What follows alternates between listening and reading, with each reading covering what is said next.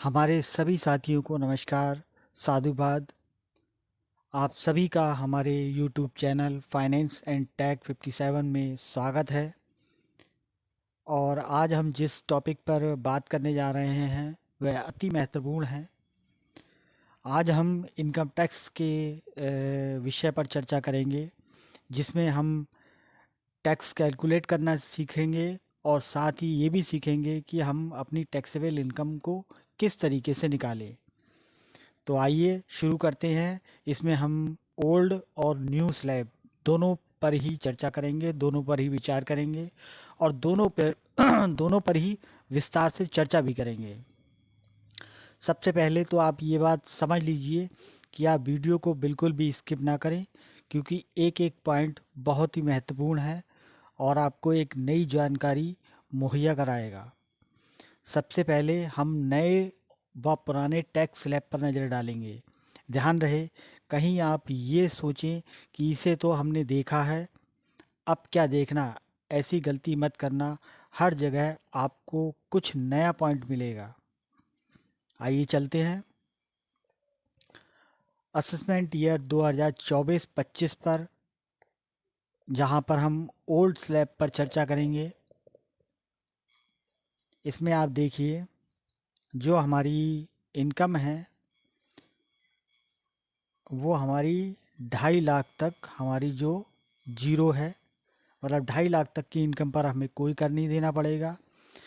वहीं 2.5 से 5 तक पे हम 5% में आएंगे, 5 से 10 पे हम 20% में आएंगे और 10 से ऊपर जितनी भी इनकम हमारी होगी वो टोटल हमारी इनकम 30% पर हमें उसको टैक्स देना पड़ेगा। यानी 10 लाख से ऊपर जो भी हमारी इनकम हमारी टैक्सेबल इनकम आएगी, उस पर हमको 30% जो है वो टैक्स हमको पे करना पड़ेगा।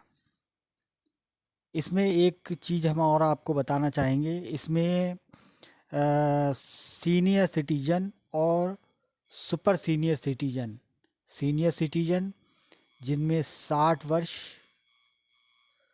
और सुपर सीनियर जिनमें 80 वर्ष, इसमें इनको कुछ रियायत दी गई है। इसमें जो सीनियर सिटीजन हैं, यानी जो 60% 60 वर्ष की उम्र वाले हैं, उनको 3 लाख तक 3 लाख तक की इनकम पर कोई टैक्स नहीं देना है। वहीं सुपर सिटीजन जो हमारे 80 वर्ष से ऊपर के आते हैं, 80 वर्ष से ऊपर के आते हैं, उन्हें 5 लाख तक की इनकम पर 5 लाख तक की इनकम पर कोई टैक्स नहीं देना है। और उसके बाद हमारा जो स्लेब है 5 से 10 वाला, वो 20% पे ही चालू होगा। बाकी और कोई परिवर्तन नहीं है। यहाँ जो 60 वर्ष से ऊपर के हैं, 60 से 80 तक, उनको 3 लाख तक की छूट है। और जो 80 से ऊपर के हैं उनको 5 लाख तक की छूट है, वो भी 5% के लिए। बाकी 5 से 10 में उनको 20% देना है और 10 लाख से ऊपर पर उनको 30% देना है। अब आगे चर्चा करते हैं। इस टैक्स स्लैब में हम देखेंगे कि 5 लाख तक की जो इनकम है उस पर हमें कोई टैक्स नहीं है।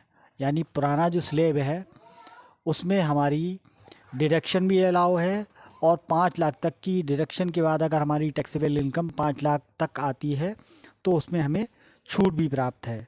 यहाँ हम देखेंगे कि हमारी जो 5 लाख तक की छूट किस तरीके से प्राप्त है। तो 0 से 2.5 तक पर तो हमें वैसे ही कोई टैक्स नहीं देना है, और शेष जो 2.5 लाख हमारी जो इनकम रह गई उस पर हमको जो 5% जो हमें 5% टैक्स देना पड़ता है वो बनता है 12,500। और इस 12,500 की हमें छूट प्राप्त हो जाती है 87A में, जो रिवेट के नाम से हमको प्राप्त होती है। यहाँ ध्यान रखना होगा कि रिवेट और डिडक्शन में अंतर होता है। रिवेट हमारी जो होती है, हम बताएं आपको, जो हमारी रिवेट होती है वो हमारी टैक्स में से घटती है। ठीक है। जो रिबेट होगी वो टैक्स में से घटेगी, और जो हमारी डिडक्शन होती है वो हमारी सैलरी में से घटती है, मतलब जो हमारी इनकम में से घटती है, इनकम से। रिबेट टैक्स में से मिलेगी और डिडक्शन हमको इनकम से घटेगी। ठीक, अब आगे चलते हैं नए टैक्स स्लैब की ओर। नए टैक्स स्लैब में हम इसमें हमें सीनियर सिटीजन या सुपर सीनियर सिटीजन में कोई भी रिलैक्सेशन नहीं मिला हुआ है। यहाँ सीधा सा 3 लाख तक की इनकम पर जो हमारा टैक्स है वो हमारा 0 है। 3 से 6 पे 5%, 6 से 9 पे 10%, 9 से 12 पे 15%, 12 से 15 पे 20%, और 15 से ऊपर 30%। सीधा हमें इस तरीके से टैक्स मिलेगा, लेकिन इसमें डिडक्शन केवल 2 ही अलाउ हैं। 2 ही डिडक्शन हमको मिलेंगी। एक स्टैंडर्ड डिडक्शन जो 50,000 की है, एक स्टैंडर्ड डिडक्शन जो 50,000 की है, और एक एनपीएस जो 50,000 का है। यानी आप सीधा सा देख लीजिए, इसमें केवल एसडी और एनपीएस इन 2 की छूटें मिलनी है। बाकी इसके अतिरिक्त हमें कोई भी छूट इसमें नहीं प्राप्त होगी। ठीक है, अब आगे चलते हैं। इस टैक्स स्लैब में एक जो खास बात गौर करने की है वो हमारी 7 लाख तक की इनकम पर कोई टैक्स नहीं है। वैसे माने तो हमारी 8 लाख तक की इनकम पर कोई टैक्स नहीं है। 50 हमारी स्टैंडर्ड डिडक्शन और 50 हमारा एनपीएस, अगर वो एनपीएस में आते हैं तो एनपीएस अकाउंट हमारे पास है तो हमारी 8 लाख हो गई। वैसे हमारी 7 लाख तक की इनकम जो हमारी बन रही है, 7 लाख की इनकम, इस पर हमारा कोई टैक्स नहीं जाएगा। कैसे नहीं जाएगा वो हम देखेंगे।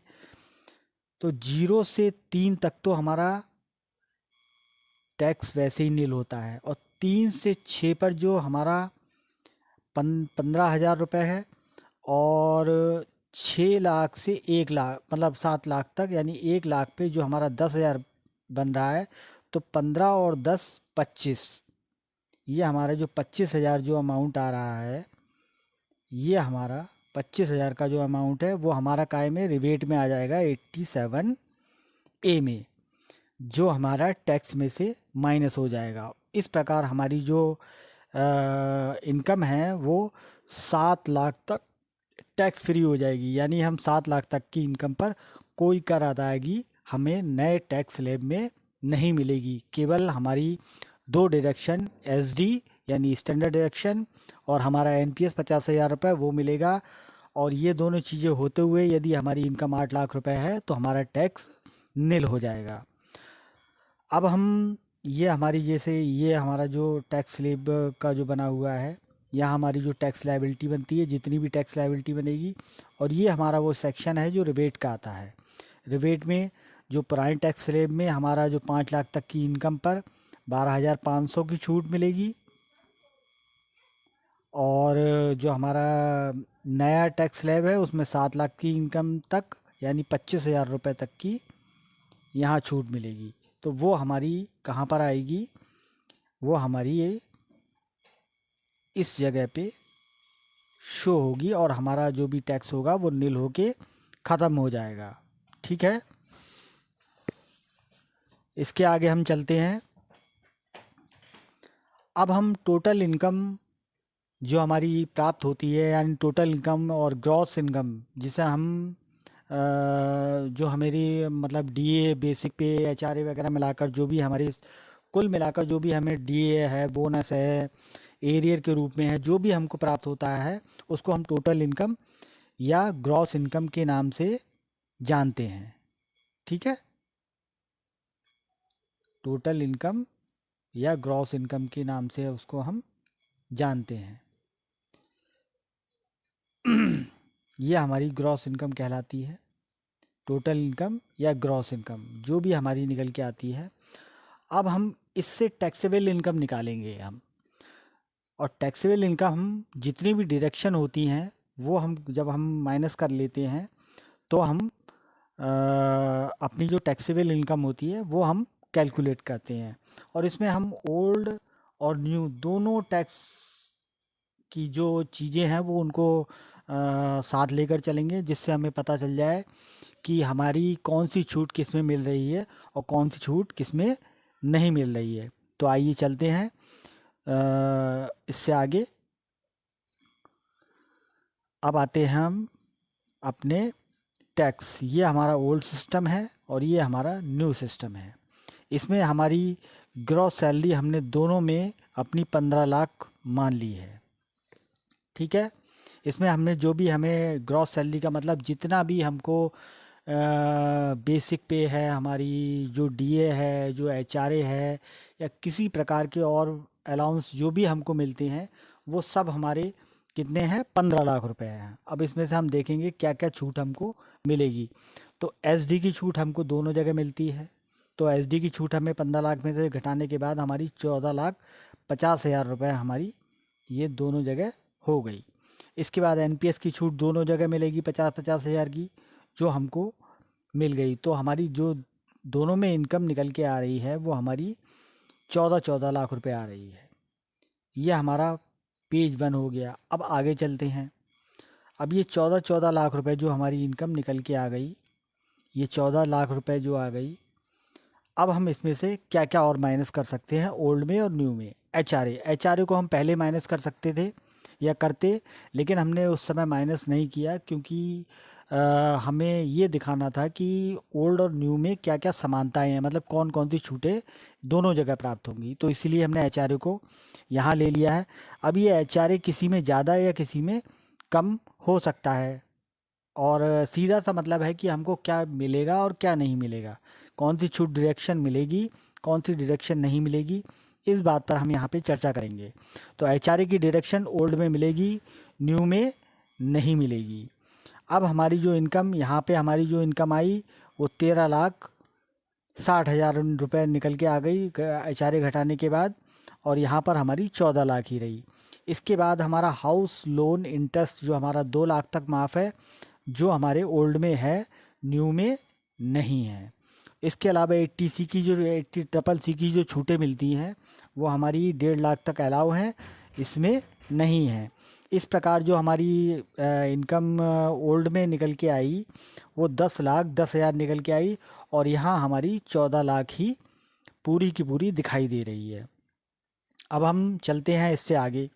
अब हमारी जो 10,10,000 रुपये ओल्ड इनकम आई और जो न्यू इनकम है उसमें से हमारा कुछ लेस नहीं हुआ, तो वो हमारी 14 ही लाख रुपए हमें शो हो रही है। अब हम आगे देखते हैं। यहाँ हमारा मेडिकल जो हेल्थ इंश्योरेंस है वो हमारा 25,000 तक का अलाउ है, यहाँ अलाउ नहीं है। यहाँ हमारा मेडिकल ट्रीटमेंट जो स्पेशल ट्रीटमेंट होता है वो 40,000 तक अलाउ है, यहाँ वो नहीं है। तो इस प्रकार हमारी ये जो जब दोनों माइनस करें तो हमारी जो ओल्ड में हमारी जो टैक्सेबल इनकम 9,45,000 आई, और यहाँ हमारा कुछ भी नहीं मिला हमको, तो यहाँ 14 लाख रुपए आई। अब हैंडीकैप की स्थिति में ये 1,25,000 रुपये की छूट हमको और मिलती है, जो यहाँ पर नहीं मिलती है। तो हमारी इस हिसाब से जो टैक्सेबल इनकम निकल के आ रही है वो 8,20,000 आ रही है, और यहाँ पर हमारी 14 की 14 ही हमको दिखाई दे रही है। इसके अलावा और भी जो छूटें हैं, जैसे हमारी अगर हम इलेक्ट्रॉनिक कोई वाहन लेते हैं और उस पर हमने लोन लिया है, तो वो छूट भी हमारी इस ओल्ड में आएगी। मतलब इलेक्ट्रॉनिक वाहन पे हमें जो अगर हम लोन लेते हैं उस पे हमारा जो इंटरेस्ट जाता है उसकी छूट हमको यहाँ पे ओल्ड में मिलेगी, लेकिन न्यू में नहीं मिलेगी। तो इस प्रकार हमने देखा कि हमारी जो डिडक्शन, कई डिडक्शनें हैं जो हमारी अलाउ हैं ओल्ड में, लेकिन न्यू में हमें अलाउ नहीं है। इस प्रकार हमारी जो टैक्सेबल इनकम निकल के आती है वो ओल्ड में 8,20,000 आती है, और यहाँ हमारी 14 लाख आती है। अब हम देखते हैं कि हमारा टैक्स कितना निकलता है। अब हम ओल्ड में देखते हैं तो 8,20,000 रुपये जो हमारी टैक्सेबल इनकम निकल कर आई, मतलब टैक्सेबल इनकम का मतलब होता है कि इस पर हमारा टैक्स बनेगा। तो 0 से 2.5 तक हमारा टैक्स नील है, 2.5 से 5 तक हमारी 12,500 जो 5% है, 5 से 10 पे हमारा 20% जो 64,000 बना, और 5 यहाँ पर थोड़ा कैलकुलेशन में थोड़ी गलती हो गई है, क्योंकि यहाँ पे हमने 5 से 10 में पूरा 64,000 ले लिया है। तो यहाँ हमारा जो टैक्स बनेगा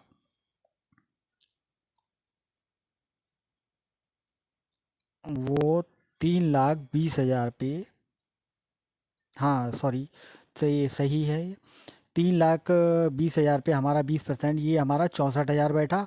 और टोटल जब हमने इसको किया तो हमारा ये जो टोटल टैक्स निकल के जो हमारा आया, ये हमारा 76,500 आया, जिस पर हमारा 4% सेस लग के टोटल टैक्स हमारा 79,560 रुपये बन गया। ठीक है, क्योंकि हमारी 8,20,000 तक इनकम थी। 8,20,000 में से हमारी 5 लाख तक हमारी इनकम पर 12,500 बना, और हमारी बची हुई 5 लाख से 5 और 10 के बीच में हम आ रहे हैं, तो 20% में हम आ रहे हैं। तो 3,20,000 रुपये पे हमारा 20% के हिसाब से जो 64,000 रुपये टैक्स यहाँ बन गया, जो हमारा मिलने के बाद में 76,500, और 4% हमने इस पर सेस लगा दिया। इस हिसाब से हमारा 79,560 रुपये हमारा टोटल टैक्स, हमारी जो टोटल ग्रॉस इनकम जो हमारी 15 लाख थी, उस पर हमारा ओल्ड से निकल कर आया। अब हम न्यू पे देखते हैं। न्यू में हमारी कोई भी हमें 1 लाख के अलावा कोई छूट नहीं मिली थी। तो हमने देखा 0 से 3 पे हमारा नील, 3 से 6 पे हमारी 15,000 बन गई 5% के हिसाब से, 6 से 9 पे 9 लाख तक 10% के हिसाब से बनी है हमारी, 10% के हिसाब से 30,000 रुपये बन गया। 9 से 12 पे 15% के हिसाब से 45,000 रुपये बन गया। और हमारा 12 से जो 15 के बीच में जो इनकम आ रही है वो हमारी 14 लाख आ रही है, यानी 2 लाख रुपए हमारा, 2 लाख रुपए पे 20% के हिसाब से 40,000 रुपये टैक्स हमारा ये बन गया। तो टोटल टैक्स जो हमारा निकल के आया वो हमारा आया 1,30,000। और इस पे सेस लगाने 4% सेस जो हमारा लगा वो 5,200 आया। इस प्रकार हमारा जो टोटल टैक्स न्यू स्लैब में बना वो हमारा 1,35,200 हमारा टैक्स निकल कर आ गया। तो हमने देखा कि जो हमारा 1,35,000 रुपये 35,200 न्यू टैक्स स्लैब में आया, और ओल्ड टैक्स में हमारा केवल लगभग 80,000 रुपये, आप मान सकते हैं 80,000 रुपये आया। तो दोनों का अंतर हम देखेंगे तो करीब 45,000 प्लस में इसका अंतर हमें देखने को मिलेगा, जो न्यू टैक्स में ज़्यादा है। एक सीधा सा फंडा है कि अगर आपके पास डिडक्शन है भरपूर तो आप ओल्ड को चुन लिए, अगर आपके पास डिडक्शन नहीं है तो आप न्यू को चुनिए। इसमें हमने दोनों आपको निकाल कर दिखा दिए हैं। जिसमें भी आपको फ़ायदा लग रहा है, जो भी आपको अच्छा लग रहा है, वो आप टैक्स स्लैब इसमें से चुन सकते हैं। इस प्रकार हमने न्यू और ओल्ड दोनों टैक्स स्लैब के द्वारा टैक्स निकालना सीखा।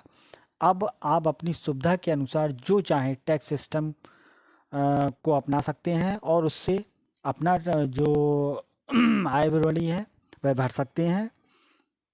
और अंत में आपसे एक बात कहना चाहेंगे, यदि आपको ये हमारा टॉपिक, ये हमारी वीडियो अच्छी लगी हो तो हमारे इस YouTube channel finance and tax को टैक 57 को सब्सक्राइब करें और उसको लाइक करें ताकि जो समय समय पर हम वीडियो और जो उचित जानकारी है वो आप तक पहुंचा सकें।